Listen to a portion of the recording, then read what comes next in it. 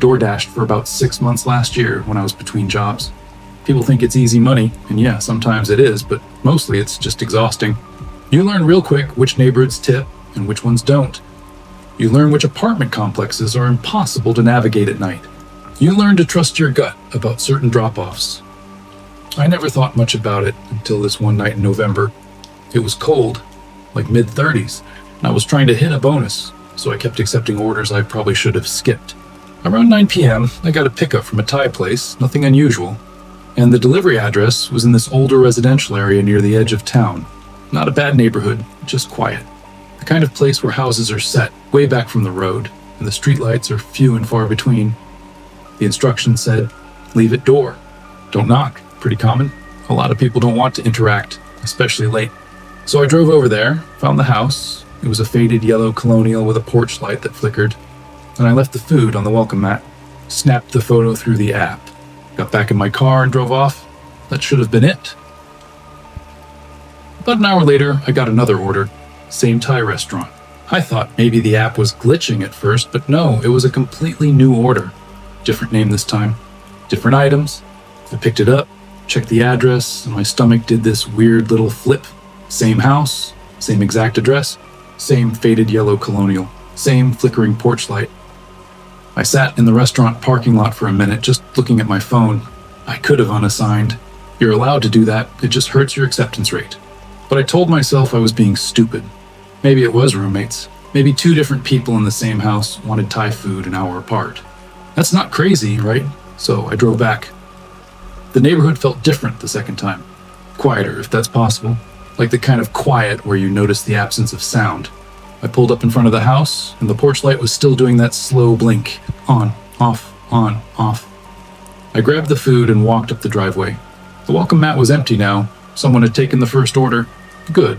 That meant someone was inside, at least. I set the bag down, took the photo, and I was turning to leave when I noticed the window to the left of the front door. The blinds were open. Just a crack. But enough to see inside. I shouldn't have looked. I know that. But I glanced over, and I saw a living room. Normal stuff. Couch, coffee table. A TV that wasn't on. And sitting on the floor, right in front of the window, was the first order I'd delivered. The bag from the Thai place. Still tied shut. Still sitting there like it had never been touched. I stood there for maybe 5 seconds, just processing that. The food I left an hour ago was still sitting exactly where it would have been if someone had brought it inside and then just left it on the floor. Right in front of a window, I walked back to my car fast. Didn't run, but fast. Got inside and locked the doors. I sat there with the engine running, telling myself there was an explanation. Maybe they brought it in and put it down there for some reason. Maybe they were going to eat it later. None of that felt right, though. You don't order delivery, bring it inside, and then leave it on the floor by the front window. I checked the app. Both orders showed as delivered. Both photos were in the system. I had proof I'd been there twice. I told myself that was enough, and I drove home. But here's the part that actually keeps me up at night. 3 days later, I got curious. I don't know why. I shouldn't have. But I opened the app and looked at my delivery history. I found both orders and pulled up the addresses. Then I did something I probably shouldn't have. I looked up the property online. Public records. It's all out there if you know where to look. The house had been empty for almost 2 years. Not vacant like someone was on vacation. Vacant like the owners had moved out and the place was in some kind of legal hold. The records showed no utility bills under anyone's name. No recent sales. No rental listings. Nothing. I spent maybe an hour going down this rabbit hole. Found a local news article from about 3 years back about a couple who'd lived there. The husband had passed away unexpectedly. Heart attack, I think. The wife moved out a few months later to live with her daughter in another state. After that, the house just sat there, so no one was living there. Someone had taken the first order inside. Someone had opened the door, picked up the bag, and carried it into the living room. Someone had set it down on the floor right in front of the window. And then they'd ordered more food an hour later under a different name. I keep asking myself the same questions over and over. Who was inside? Why did they use 2 different names? Why did they want me to leave the food without knocking if they were just gonna bring it inside anyway? And the one that actually makes me feel sick when I think about it. When I took the photo the second time, I was facing the door. The window was to my left. I was probably on someone's Ring camera or security footage. Whoever was in that house watched me leave food at their door twice in one night. They watched me notice the window. They watched me stop and stare into their living room. They watched me walk back to my car. I reported it to the police. Not because I thought they could do anything, but because I didn't know what else to do. The officer I talked to said there wasn't much they could investigate without evidence of a crime. I told him about the food being moved inside. He said that wasn't proof anyone was living there. He said it could have been anyone. A neighbor, a homeless person, a real estate agent checking on the property. But a real estate agent wouldn't order Thai food under a fake name. A neighbor wouldn't put in a second order an hour later just to watch the delivery person come back. And a homeless person wouldn't have a working phone and a payment method and 2 different accounts on a delivery app. Someone wanted me to come back to that house. I've thought about driving by during the day, just to see what it looks like in the light, but I haven't. I don't want to see if there's a car in the driveway or a light on inside. I don't want to know if someone's still there, ordering food under fake names, leaving it untouched on the floor, waiting to see who shows up next. The delivery app still sends me promotions for that area sometimes, discounts, bonus opportunities. I always decline them. Sometimes, late at night, I'll check my old delivery photos. The first one is just a bag on a welcome mat. Normal? Boring? The second one is the same bag on the same welcome mat, but you can see the window in the corner of the frame if you zoom in. Just a dark rectangle. You can't see anything inside, but I know what's in that photo. I know someone is standing on the other side of that glass, watching me take the picture, waiting for me to leave so they can bring the food inside and put it on the floor again. I don't do delivery anymore. Got a desk job a few months ago. It's boring, and the pay isn't great, but at least I'm not driving to strangers' houses at midnight. At least I'm not standing in front of dark windows wondering who's looking back. But sometimes I still think about that house, about the 2 different names on the orders, about the food sitting on the floor, untouched, about the flickering porch light, on and off, like a signal I was supposed to understand but didn't. I never told the police about the window, about seeing the first order inside. I don't know why. I guess because it sounds insane when you say it out loud. I saw a bag of cold Thai food on someone's floor and now I'm scared. That's not a crime. That's not evidence of anything except me being paranoid. But I know what I saw, and I know that house was supposed to be empty. Sometimes I still check the property records online, just to see if anything's changed, just to see if someone finally bought it or if the utilities got turned back on. Last time I looked, about 2 weeks ago, it was still listed as vacant, which means whoever ordered that food twice in one night is still out there, still somewhere. Maybe still in that house, maybe still ordering delivery under different names, maybe still waiting.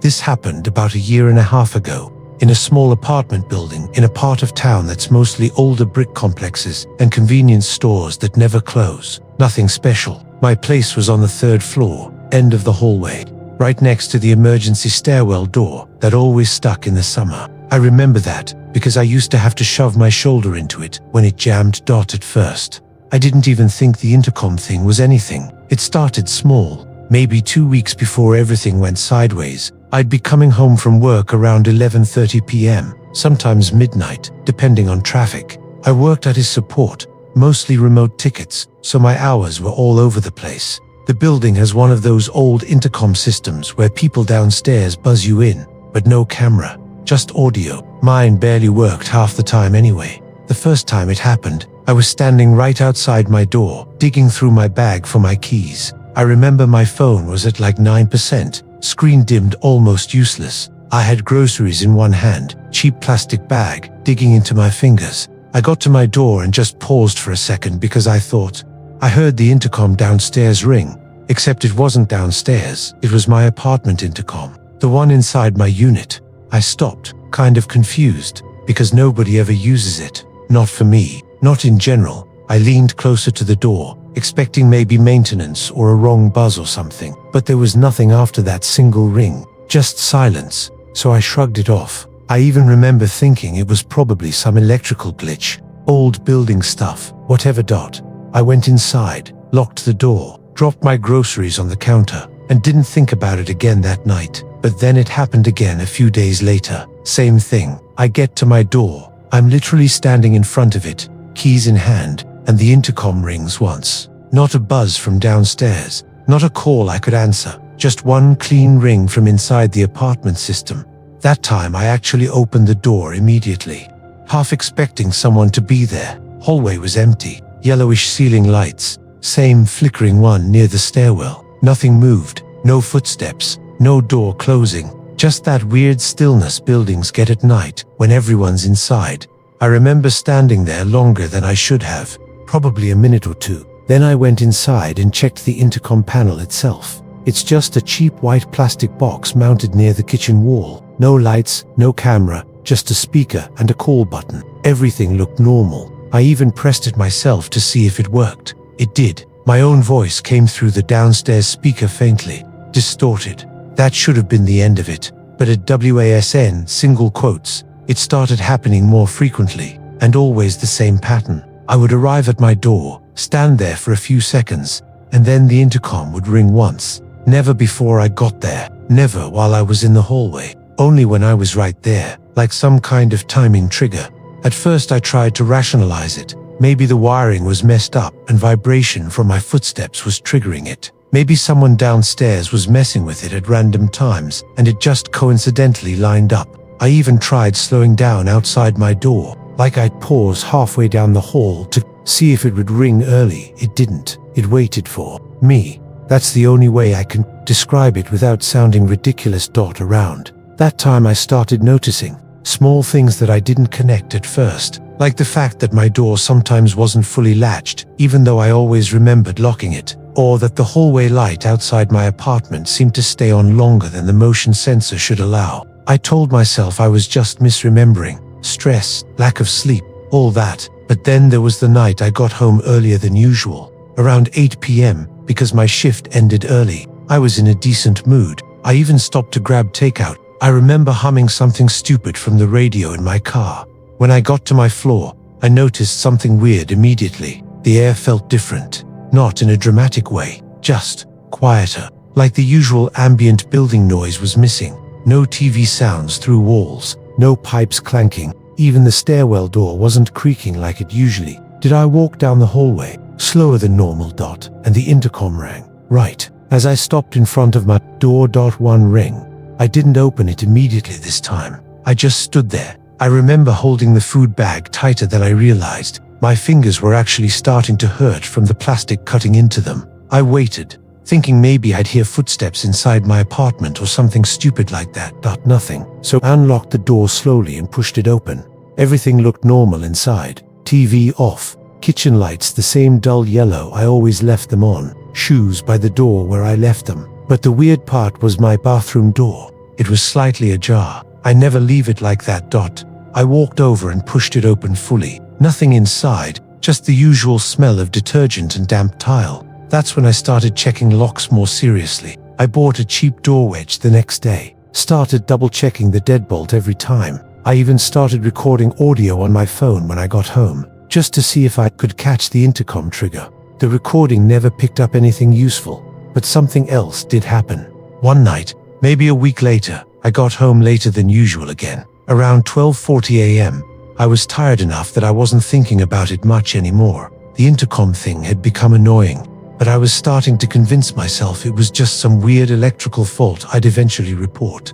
I got to my door, and like clockwork, it rang. But this time, I didn't go inside immediately. I stayed outside, key halfway into the lock, and just waited. A few seconds passed. Then I heard movement inside my apartment. Not loud, not obvious, just a soft shift, like someone stepping carefully on carpet. I pulled the key back out slowly. I didn't even realize I was holding my breath. The intercom rang again, only once, right behind me, inside the door. I backed away from it without opening it further. I stood in the hallway staring at my own door like an idiot, trying to convince myself I'd just dropped something earlier and it was settling or something equally stupid. Then I went downstairs and sat in my car for maybe 20 minutes. I didn't call the police. I didn't know what to say. My intercom rings when I stand outside my door doesn't sound like something anyone takes seriously. The next morning, everything was normal again. Door locked, nothing missing, no signs of forced entry. But I noticed something I hadn't before. The peephole cover on my door was slightly smudged on the inside, like someone had been looking out. After that, things escalated faster. The intercom stopped being just a single ring sometimes. It started ringing twice. Then once I swear it rang immediately after I stepped onto the floor. Before I even reached my door. That time I actually checked the hallway camera. Downstairs, the next day building management gave me a vague answer about system limitations, but they wouldn't show me footage from that night.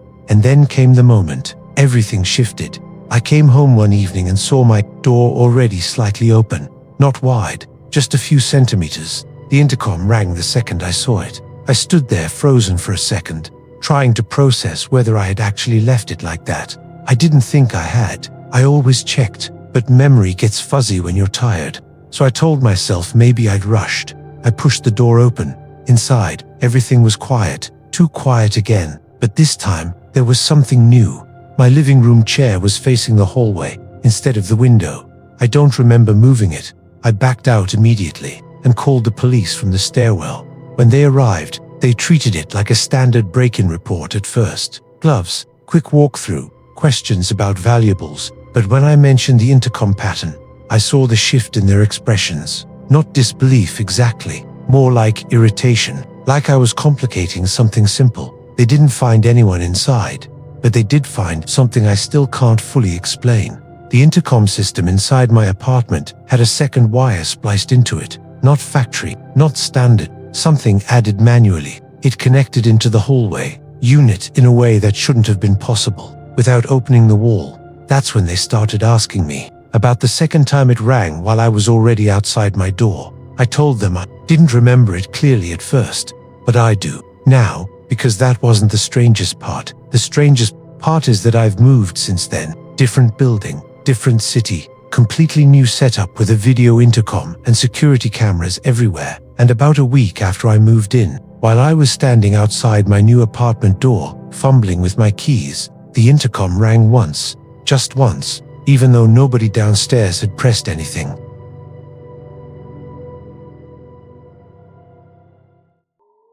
At first, everything was normal.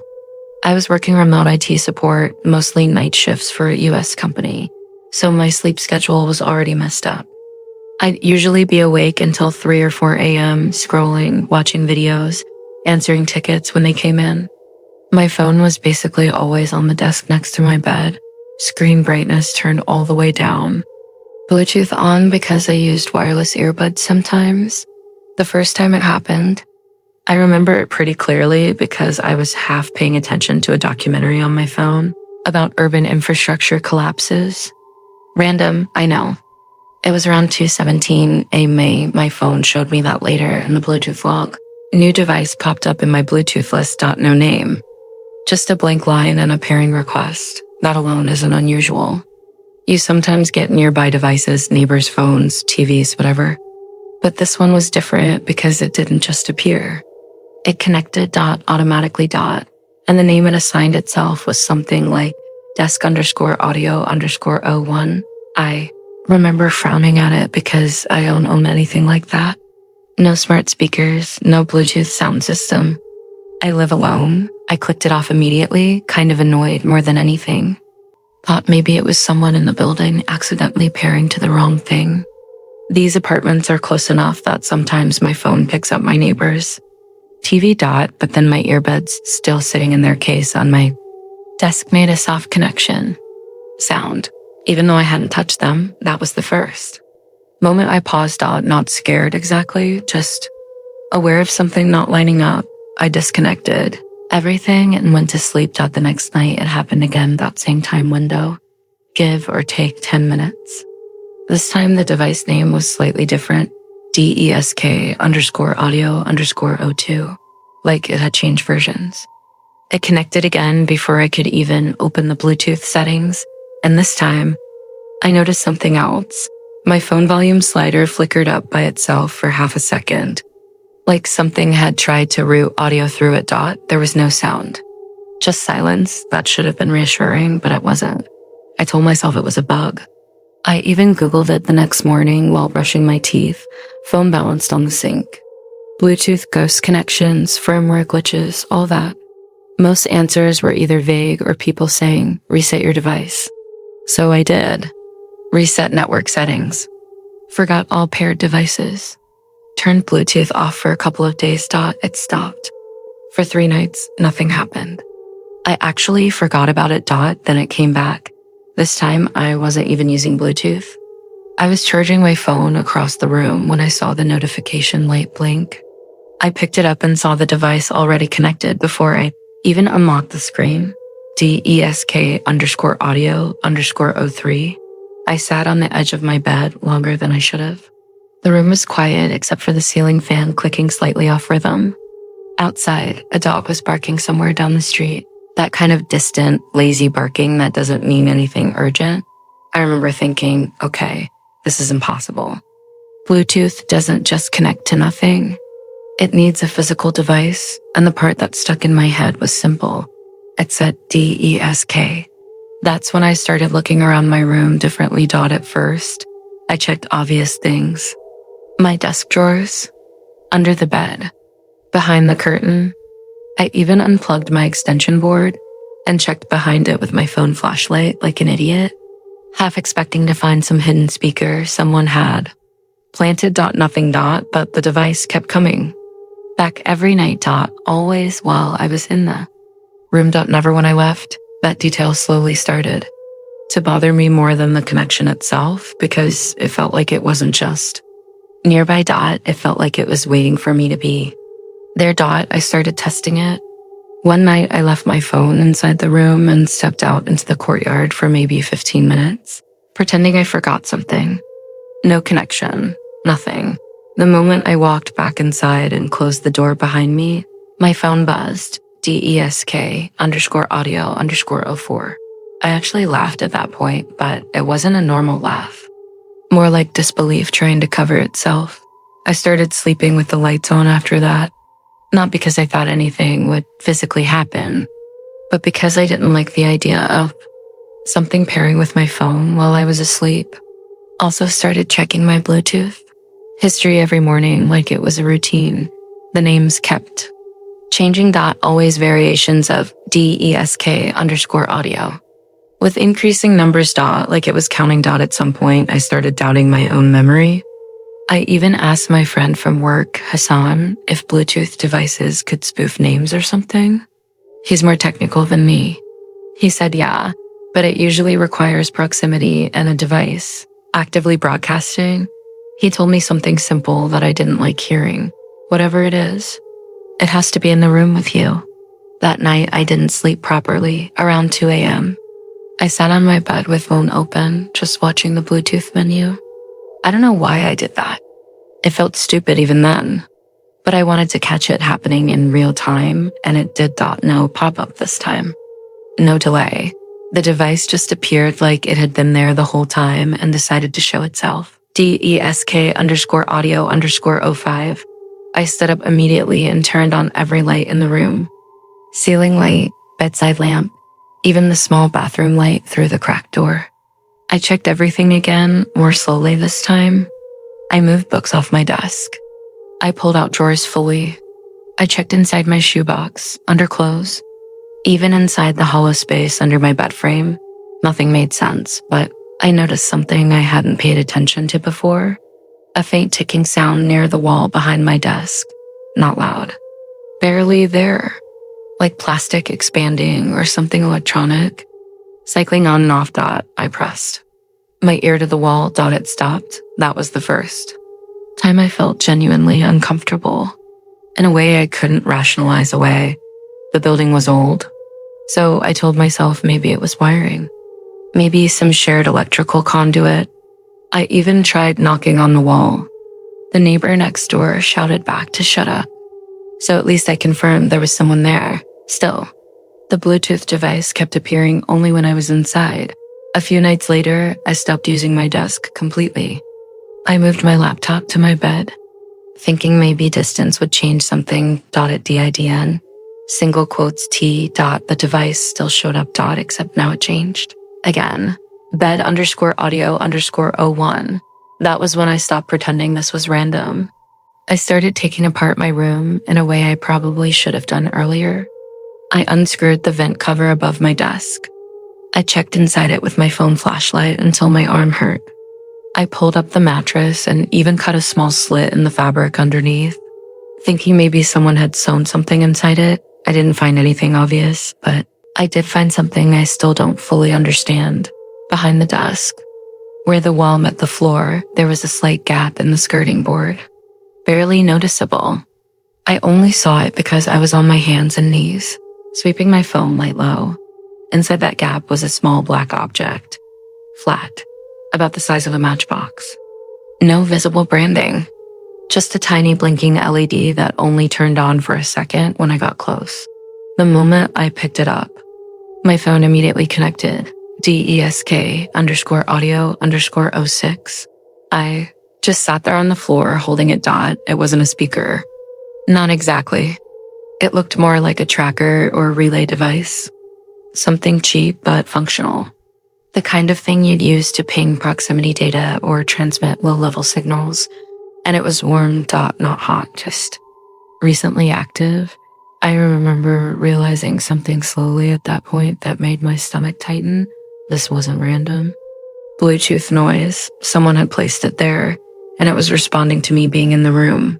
Left the apartment that night and stayed in a cheap hotel nearby. I didn't sleep. I just kept checking my phone out of habit. No connection. Nothing at all. Until I came back the next morning to collect my things. The moment I stepped inside my room, before I even closed the door fully, my phone vibrated. DESK_audio_07. That was the point where I stopped trying to convince myself it was just a device. I called Hassan and asked him to come over. I didn't explain everything properly over the phone. Just told him something was wrong with my apartment. When he arrived, I showed him the device. He turned it over a few times, frowned, and said it looked like a modified BLE tracker. Something you could buy in bulk and program remotely. Then he asked me something I didn't have a good answer for. Who would want to track you like this? That question sat in the room longer than anything else, because I didn't have enemies. I'm not important. I work support tickets from a small desk in a small apartment. I don't even go out much. We eventually called the building manager, but when he came over and saw the device, he got weirdly quiet. Said he'd check with maintenance, which didn't feel like an answer. The device itself didn't explain anything. It only proved someone had been inside my room at some point, placing it where I wouldn't easily find it, and that it had been close enough to my phone every single night to trigger a connection. What made it worse was what happened the last night. I stayed there. After I removed it. I was packing my things, planning to leave permanently. My phone was on the bed, screen facing up. Around 1:40 a.m., I saw the Bluetooth menu refresh on its own. New device appeared. No name at first. Then it resolved into something familiar. Desk_audio_08. Except the device I had removed was sitting in my bag.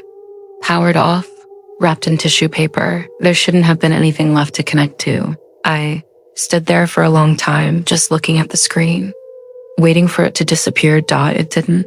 Even after I turned Bluetooth off, the notification stayed in the log like it had already been recorded.